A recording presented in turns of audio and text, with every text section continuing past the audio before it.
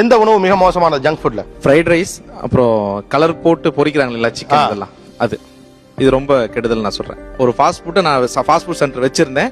என்கிட்ட ஒரு 4 பேர் வேலை செஞ்சிருந்தாங்க. அதுல எல்லாமே எப்படி செய்யறோம், என்னென்ன யூஸ் பண்றோம் எல்லாமே எனக்கு தெரியும். அதனால தான் என் உடம்பு ஏறினதுக்கு காரணம் அதனால தான். ஆரஞ்சு ரெட் அப்படின்ற ஒரு கலர் தான் போடுவோம். இது சாதாரணமாக நம்ம கடையில் போய் கேட்டால் கொடுக்க மாட்டாங்க. சில ஹோட்டல் வச்சிருக்கவங்க அது கேட்பாங்க, ஆரஞ்சு ரெட் கலர் பவுடர் கொடுங்க அப்படின்னு கேட்பாங்க. அந்த கலர் பவுடர் நீங்கள் இப்படி கையில் தேய்ச்சிட்டிங்கனாவே, சோப்பு போட்டு கழுவினாவே அது போகிறதுக்கு 2 நாள் ஆகும்.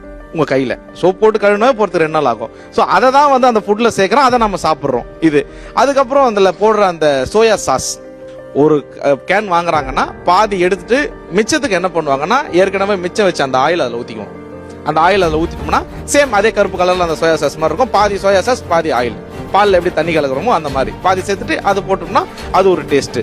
ஒயிட் பெப்பர் எல்லாரும் சொல்லுவாங்க, ஒயிட் பெப்பர் போட்டால் தான் அந்த fried rice taste. White pepper பார்த்தீங்கன்னா சாதாரண ஒரு 50 கிராம் 130 ரூபா 140 ரூபா ரேஞ்ச் வரும். 140 ரூபா கொடுத்து வாங்கி ஒருத்தர் 60 ரூபாய் 70 ரூபாய்க்கு ரைஸ் விற்க முடியாது. அப்போ என்ன பண்ணுவான், ஒரு 130 ரூபா கொடுத்து வாங்கினான்னா அதில் வந்து பார்த்தீங்கன்னா கோலமாவு ஆட் பண்ணுவான்.